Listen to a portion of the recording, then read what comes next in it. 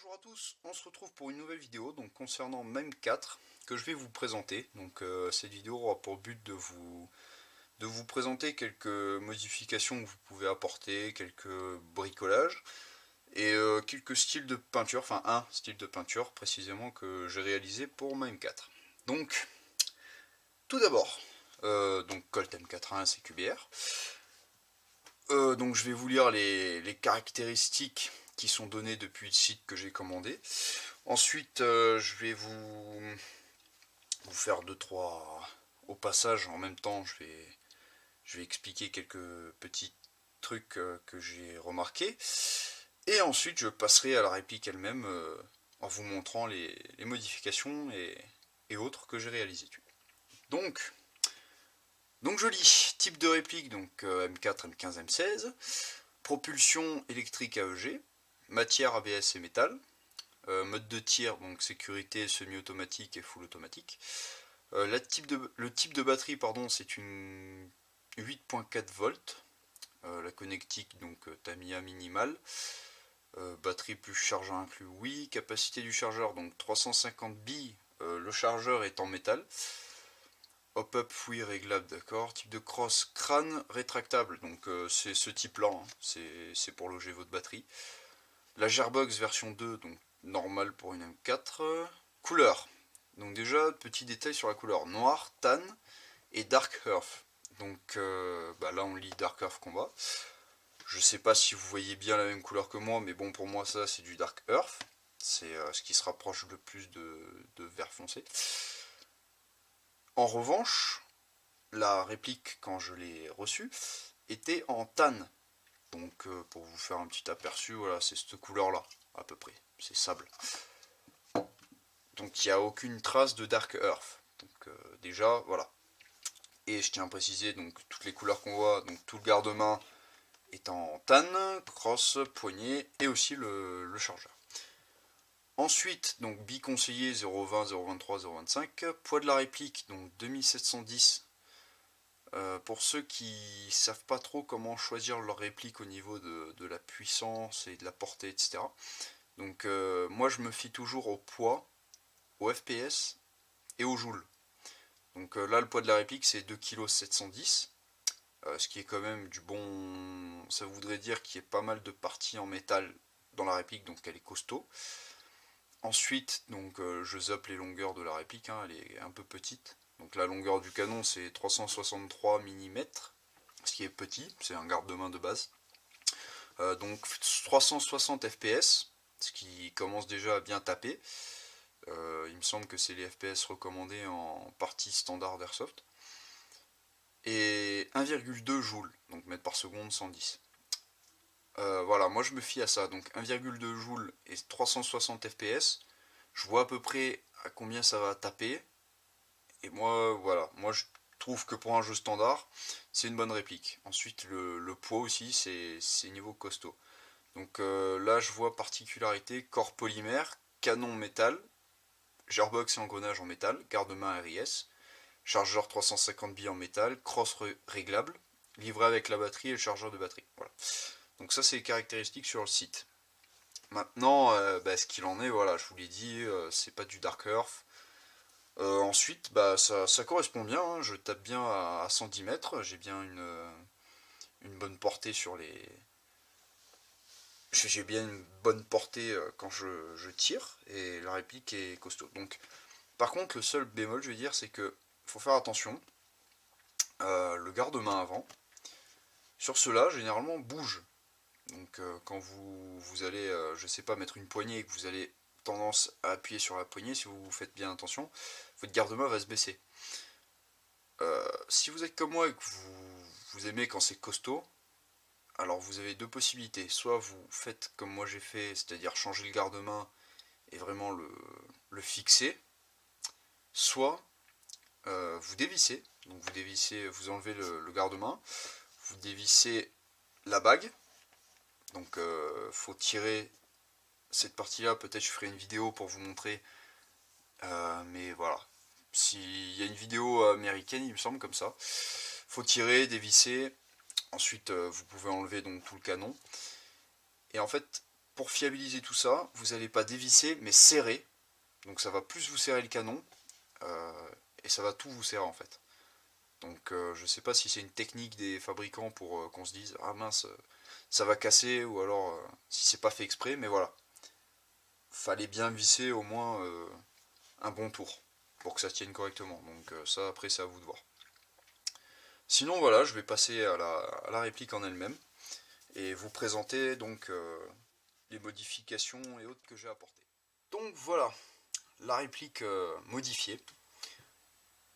Donc la couleur de base, je vous disais, c'est ça. Ça c'est du tan, c'est pas du dark earth. Donc le dark earth, pardon, c'est plus du vert foncé. J'ai utilisé de la peinture donc qui s'appelle Dunkelgelb, donc aérosol forcément. Donc pour ce qui est de la partie modification, donc j'appelle ça comme ça, je précise parce que sur un forum il y a quelques temps, quelqu'un rendait sa réplique en anti-snipe et il disait que c'était du bricolage. Donc moi tout de suite j'ai pensé à des trucs, bon je vous montrerai après, mais du bricolage quoi. Alors que non, il a acheté une lunette, une poignée, un réducteur de son, et voilà, c'était plus de la modification, ce que j'appelle que du bricolage. Le bricolage, ça va être plus, donc par exemple, mon garde-main, je ne sais pas si vous le reconnaissez, c'est celui de la vidéo précédente que j'ai raccourci, donc je l'ai scié, limé, et voilà. Le canon pareil, donc ça après c'est une question de goût, j'ai pas le filetage, mais bon, c'est pas, j'en ai pas besoin, donc voilà. Ça après c'est à vous de voir. Et tout ce qui est réglage de la lunette, donc ça je me suis servi du film Du sang et des larmes et American Sniper pour faire ça en fait. C'est l'idée m'est venue de là. Donc j'ai noté toutes mes distances et mes réglages, et voilà, je l'ai fixé avec du Chatterton ainsi que de l'appui-joue. Donc l'appui-joue réalisé avec une mousse donc toute simple. J'ai pris 2 cm là, après la longueur, comme ça vous arrange, et voilà. Je l'ai posé, j'ai collé, j'ai posé, ensuite j'ai foutu du Chatterton. Donc pareil, rien de bien sorcier, vous avez plusieurs possibilités, vous pouvez faire le tour de la crosse si vous n'avez pas une crosse crâne, mais voilà, ça c'est à vous de voir. Donc ça c'est tout ce qui est bricolage. Pour les modifications, voilà, j'avais donc la poignée, le boîtier à NPQ donc non fonctionnel pour l'instant. Normalement j'en achèterai un fonctionnel plus tard. Une lunette 4x32 avec des anneaux de montage hauts. Pourquoi haut? Parce que sinon j'aurais pas mis d'appui-joue déjà d'une. Et de deux, j'ai la visée flip-up arrière. Et cette visée, donc, qui est aussi à la base une visée flip-up arrière, que j'ai modifiée pour avoir juste une petite mire, de manière à ce que quand je baisse légèrement, enfin quand je m'appuie plus sur mon appui-joue, je vais pouvoir voir entre les anneaux, et avoir la mire. Donc ça c'est en situation de combat à courte portée. Vous avez une autre technique aussi.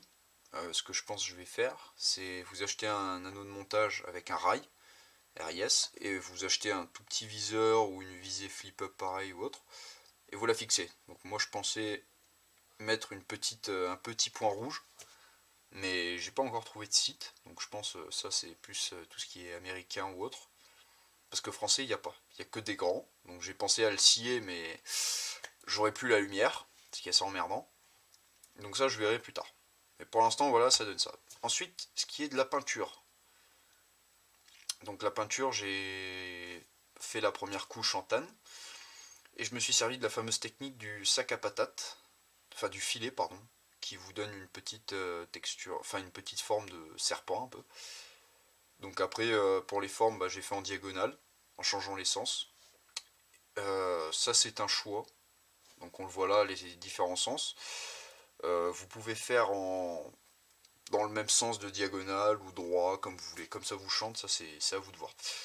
Ensuite avec du papier de 180, donc du papier ponce, le faites pas avec moins, sinon ça vous enlève beaucoup de matière, ce qui n'est pas vraiment le but. Avec du 180 ou plus, ça vous en enlèvera un peu, mais surtout de la peinture. Donc je sais pas si on le voit, mais voilà, j'ai fait des traces d'usure. Je trouve que voilà, j'aime bien moi. Après ça dépend aussi de vos goûts, si vous préférez quand c'est plus neuf, que user, bah voilà, ça c'est votre choix. Donc j'ai pas peint le bas, ainsi que enfin, toutes les parties en noir, je les ai pas peintes parce que je trouve sinon ça fait trop sable. Sachant que je suis dans une zone où il y a beaucoup de verdure, donc du sable, bah voilà, ça me sert pas à grand chose, mais bon, j'ai beaucoup insisté sur le vert et le marron, parce qu'en printemps, quand les feuilles sont jaunes, là, je suis sûr, je serai invisible. Mais ça, voilà, ça aussi c'est une question de goût, si vous aimez juste jouer avec une réplique en sable, parce que beaucoup de gens aiment le sable, et ben voilà, vous avez un modèle de... Vous avez trois couleurs, vous avez un style de peinture, je vais dire, de camouflage, voilà. Et c'est à vous de voir. Donc là, j'ai laissé ça comme ça fait plus clair. Mais bon, c'est pas grave. Donc là, il n'y a que le vert.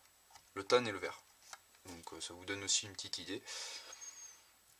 À vous de voir. C'est vos choix. Votre personnalisation. J'ai pas eu besoin de régler mon canon vis-à-vis de la longueur de celui-ci. Donc ça m'a pas changé la distance. Je tape toujours de la même façon à la même puissance. Et ensuite, voilà, j'ai pas eu d'autres choses. J'ai juste voilà, un anneau, donc l'attache sangle qui a été livré avec la M4, qui est déjà monté. Je précise au cas où si vous voulez en acheter un. Sinon rien d'autre. Pour l'instant, c'est toutes les modifications qu'il y a, que j'ai apportées à cette M4A1. Voilà, donc j'espère que cette vidéo vous aura été utile pour tout ce qui est bricolage et modification ainsi que la peinture. Si vous avez des questions, bah, n'hésitez pas, hein, posez-en, j'ai plusieurs répliques. Suivant vos répliques à vous, bah, vous pouvez me demander. Et voilà. Donc j'espère que ça vous a plu. N'hésitez pas à vous abonner et à aimer. Et voilà. A plus tout le monde et à la prochaine.